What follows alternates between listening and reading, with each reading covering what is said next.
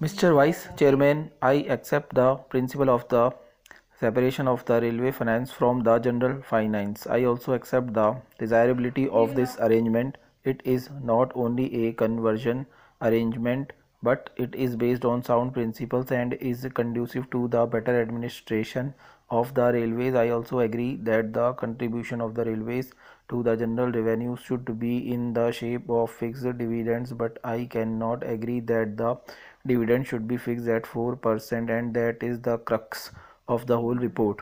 As a matter of fact, the committee was instituted only to go into the matter whether the dividend payable at the present time, that is 4%, was reasonable or not, and whether this arrangement should continue. When I say that I do not agree to the rate of dividend, I wish to submit that enough material has not been placed in our hands to judge whether the dividend which is being fixed is fixed on some sound basis or not. The committee has not examined certain vital matters concerning the administration of the railways, and what I find is that the whole arrangement is very superficial.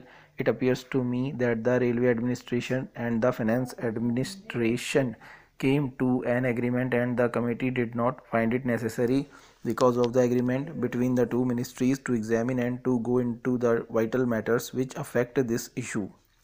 It is not clear how this dividend, if fixed at 4%, is going to react on the working of the railways, and particularly on the future development of the railways, and also on the present structure of the fares and freights. This question has not at all been examined. We do not know what reaction it is likely to have. These are very vital matters, and I think that they need a thorough examination before we can come to correct conclusion in this matter.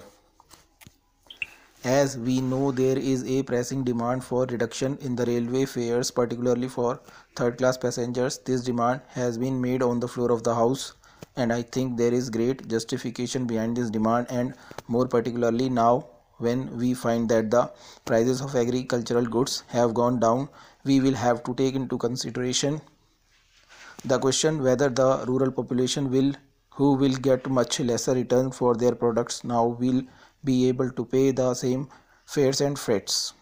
I also wish to draw your attention to the fact that the Federation of Indian Chambers of Commerce had submitted a memorandum to the Honorable Railway Minister asking him for an examination and revision of the freight structure. I do not know what the position today is, and unless and until we are enlightened about that, unless and until we know where we stand in relation to freights and freights fares, we are not in a position to take any decision. Stop.